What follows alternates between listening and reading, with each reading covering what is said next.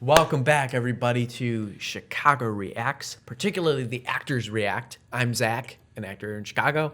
And I'm Michael. I'm also an actor here in Chicago. Today we're going to be reacting to some more Warhammer videos. This is some fan videos that we're checking out. We are checking out the Emperor of Mankind. This video was suggested by Dimitri D. So thank you for suggesting this video. We are excited. Dimitri. We got to learn all about the lore from our good friend Bricky. Yeah. We watched all of his videos, and now we're diving into some cool cinematic videos that fans have made. Speaking of which, very quick, if you haven't checked out our reactions to the Bricky videos, definitely give them, go watch them with us. And if you haven't yourself checked them out, they're amazing videos. Bricky did a fantastic job, so definitely go check out his channel too, because that was so cool. But yeah, let's dive in.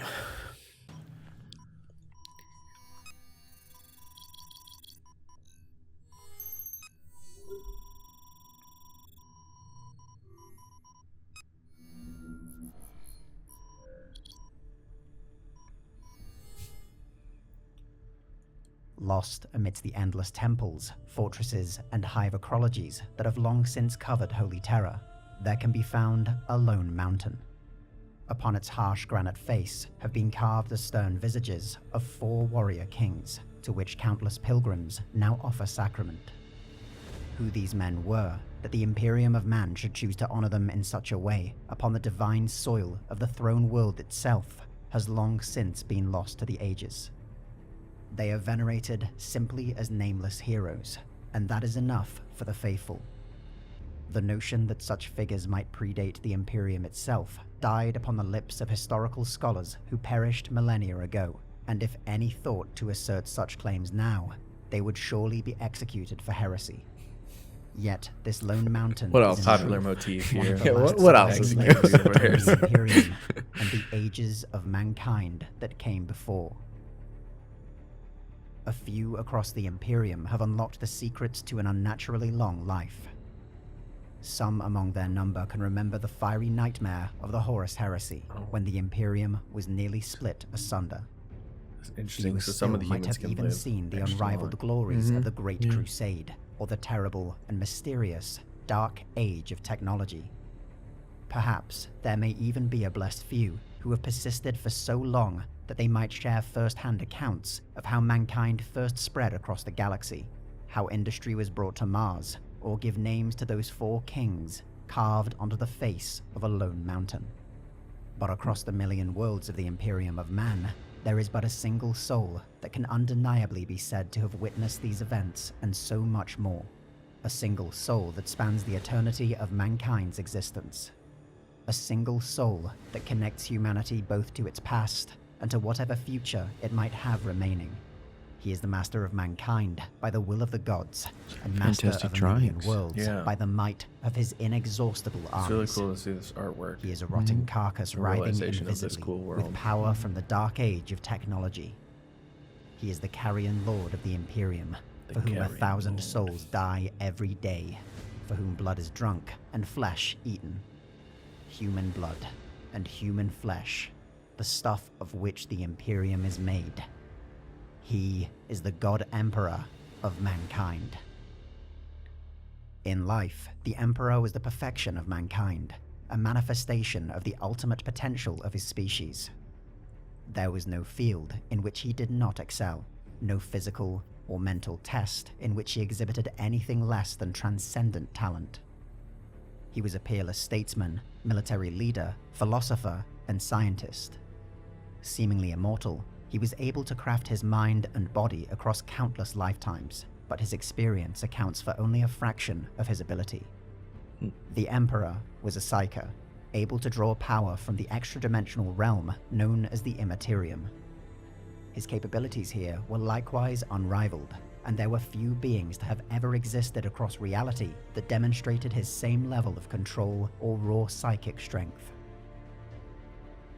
In death, the Emperor is a shattered wreck, more corpse than man, yet clinging to Globe life around through my both head his reminds me own of, like, inexorable will and the wondrous forgotten paintings of, like, technologies of the saintly Golden Throne. Yeah, that's a good people. His physical body is a kind of frail, good point. withered like, husk, like something a you would prison see of like in a flesh. church. Yeah, or yeah. For something, or- 10,000 years, he has sat cool to see immobile that. and Yeah. silent.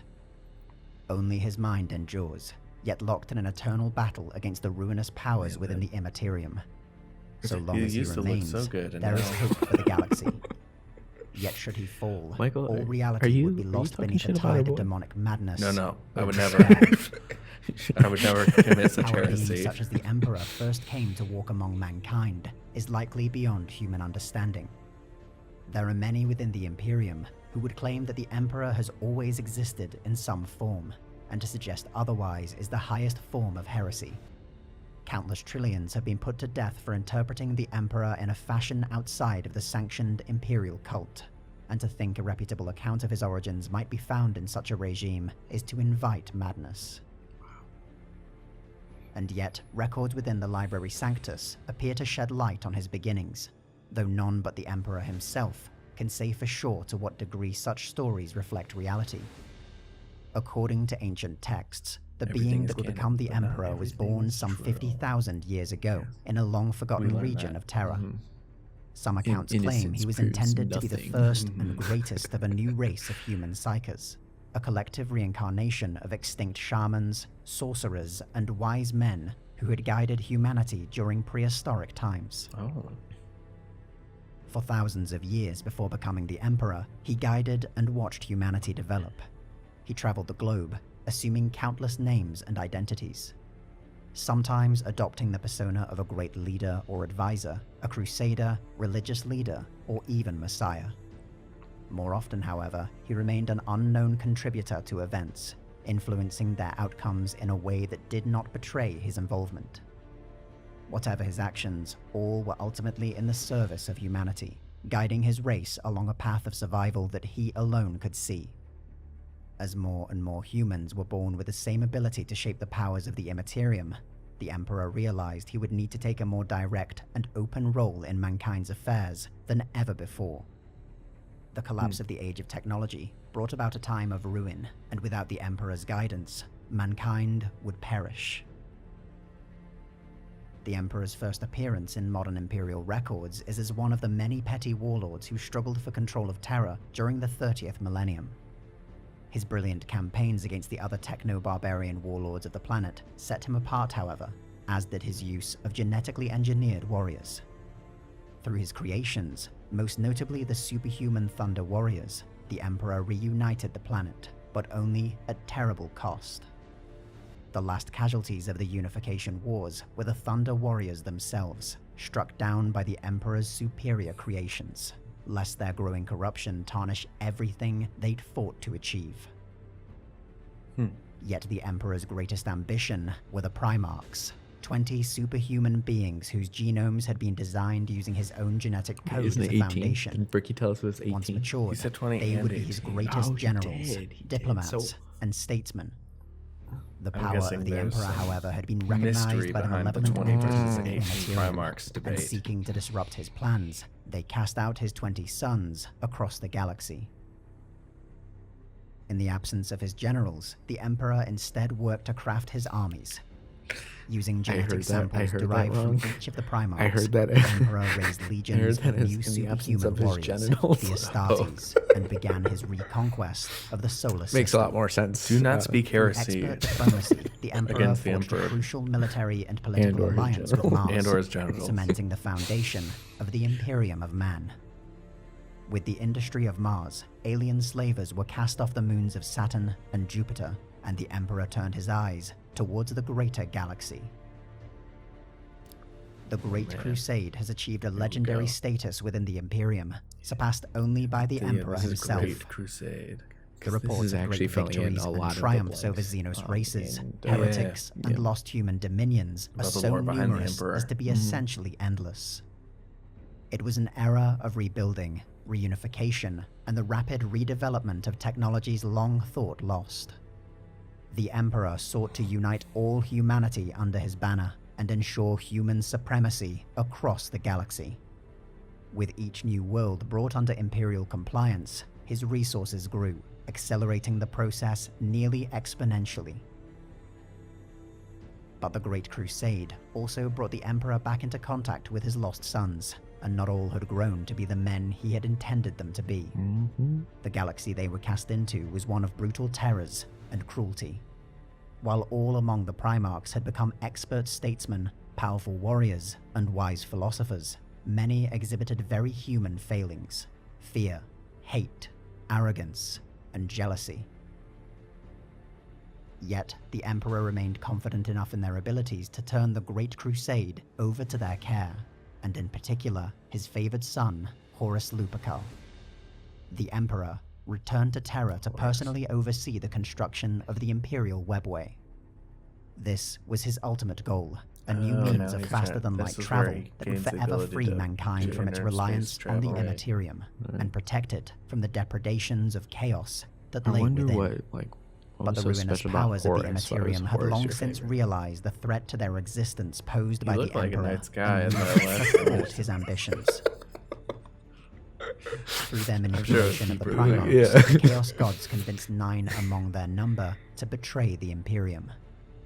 Horus himself had become their greatest prize, and together with his brothers launched a decisive strike against the work of their father. The tragedies of the Horus heresy are without number, yet none so cruel as its final turning point. As the Imperial Palace on Terra burned at the hands of the Chaos Legions and demonic hordes, the Emperor confronted Horus aboard his flagship, the Vengeful Spirit. The battle between the Emperor and Horus was like nothing the universe had ever seen, before or since.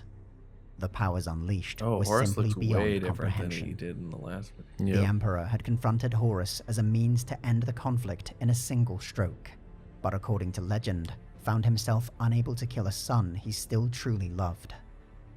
It is said Horus tore off one of his father's arms, shattered many of his organs, and still the Emperor refused to deliver a killing blow.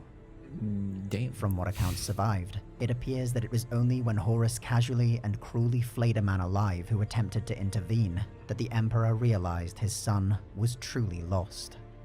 At that point, he had no more appendages. The destroyed Horus tore his soul from reality in a manner that blotted the arch-traitor from all existence. It was an act of destruction so final that not even the powers of the Chaos Gods could save able or to revive just their totally fallen wreck champion. his son. But the act had come too late. The Emperor was mortally wounded. His final instructions to the loyal son that had found his crippled body described how to modify the Golden Throne. It had been intended to form the heart of the Imperial Webway. Now it would be an arcane form of life support, holding together the Emperor's crumbling body. Through his will, the Astronomicon would be projected, a psychic beacon allowing travel through the Immaterium and the survival of mankind. That's why For 10,000 years, the Emperor has persisted atop the Golden Throne, his spirit guiding an Imperium that has become a grim mockery of his original intentions. In the Great Crusade, the Emperor brought to the Imperium a materialistic, atheistic faith based on reason and science, rejecting all vestiges of irrationality and superstition.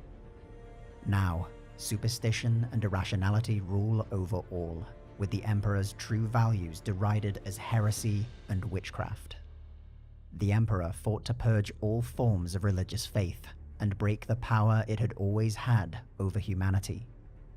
Now, the Emperor himself is venerated as a god, worshipped by countless souls as humanity's divine protector. That went backwards. The Emperor's ultimate goal was to rid humanity of the influence of the ruinous powers. Said, like, all of his now the fates of both have intertwined to such an extent that it may be impossible to ever reverse.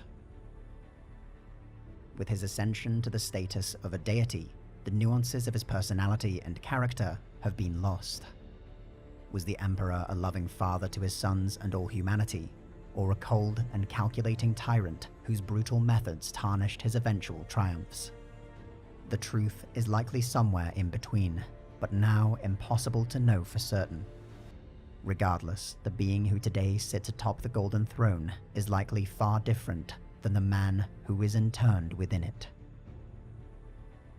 With each passing year, It is said that the power of the Golden Throne grows weaker, and the Astronomicon it projects across the galaxy diminishes with it. Oh, Only yeah, the he ain't greatest looking tech priests good. of the Adeptus Mechanicus know the truth. The Golden Throne is failing, and well beyond their ability to repair. The Emperor is dying, and his fate may be inevitable. The emergence of the Great Rift is yet another mortal wound. The Imperium has been severed in two, and tens of thousands of worlds are now caught upon the very gates of hell. Titanic warp storms roar across the galaxy, Yikes. and everywhere That's not good civilizations news. are tormented, enslaved, amazing to think and that even altogether this destroyed world, by hell demonic still legions. exists. like Many have proclaimed this to be the demons time and of ending. all this like crazy shit that like In what such the- a dark what and is terrible hell era, in the the followers Warhammer of the universe? ruinous powers are jubilant. They ridicule the servants of the Imperium, deriding the God Emperor as a corpse lord, carrion god, a false god. But the four ruinous powers of chaos, Khorne, Nurgle, Slanesh, and Tzeentch, have another name for the Emperor, not one born out of mockery, but one perhaps out of fear. They know him as the Anathema, for there is no greater embodiment of a universal order, and even in his ruined state, no more potent foe of chaos. The Chaos Gods believe themselves to be on the cusp of their ultimate triumph, but even they cannot ignore the unprecedented events taking place across the galaxy. Even as untold worlds are swept beneath a tide of demonic madness, the influence of the Emperor is exerting itself upon the mortal plane in ways never seen before.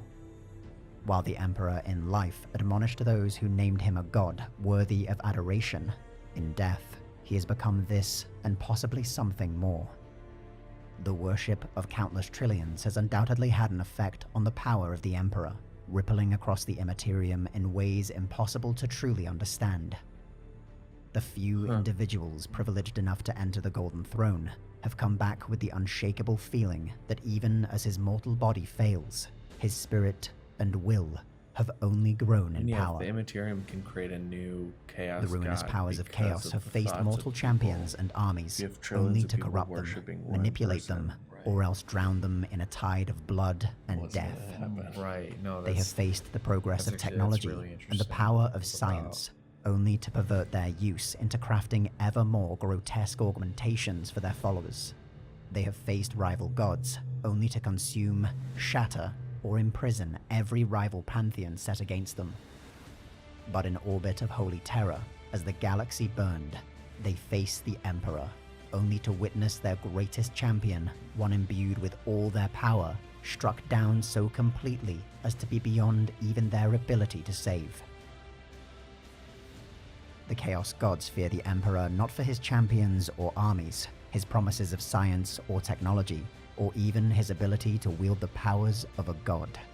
They fear the Golden Throne is no longer keeping his decrepit body intact, but rather constraining his ever-growing abilities. They fear that one way or another, should the Emperor ever rise from his internment, he will do so not as a man, not as a god, but as a kind of power that reality has never seen.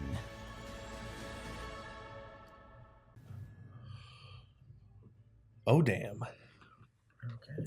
Yeah, it's really cool to get to know more about the Emperor and like hear all of the backstory. I feel like in the Bricky videos when we were learning about like the different factions, it was like, okay, I need to give you enough information so you know like who this guy is that everybody is worshiping. Right. But to really understand like the story and how he kind of brought humanity together to face darkness and was the first psych.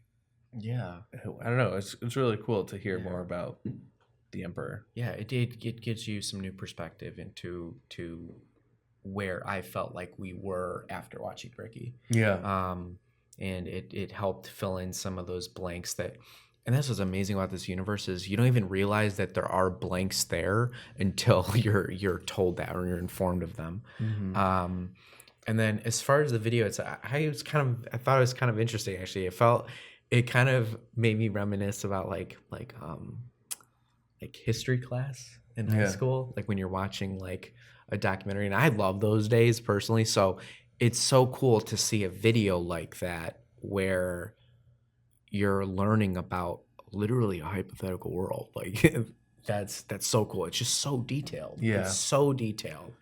And the philosophical ramifications are just so like present. Like the conversation. I mean, we could talk until tomorrow. Yeah. We could talk every day for the rest of our lives about like what the meaning of this actually is, right? So it's fascinating. Yeah, it's cool. It adds a lot of mysticism to the world, and it honestly makes me even just land on the philosophical fence line of like, okay, maybe there is power in worshiping this emperor, even though it's not really what he would have wanted, or like not what I would think. Based on what I've heard about the world so far, but then hearing it from this perspective, you're like, oh, that is interesting, and how they create that dichotomy is really cool. So. It always starts with good intentions, and then it's just The evil, fucked up world messes with it. But thank you so much, Dimitri D, for suggesting that video. That was really cool to learn more about the lore behind the Emperor and just learn more about this awesome world. So thank you so much. Hey, leave a comment down below if there's any other lore about the Emperor that we're missing. We'd love to hear your experience and kind of know what you know about this world that you think would clue us in on some cool things. Make sure to like and subscribe so you can watch us react to more Warhammer videos. Yeah. Well, we'll see you guys. We'll see you guys next time on Chicago Reacts.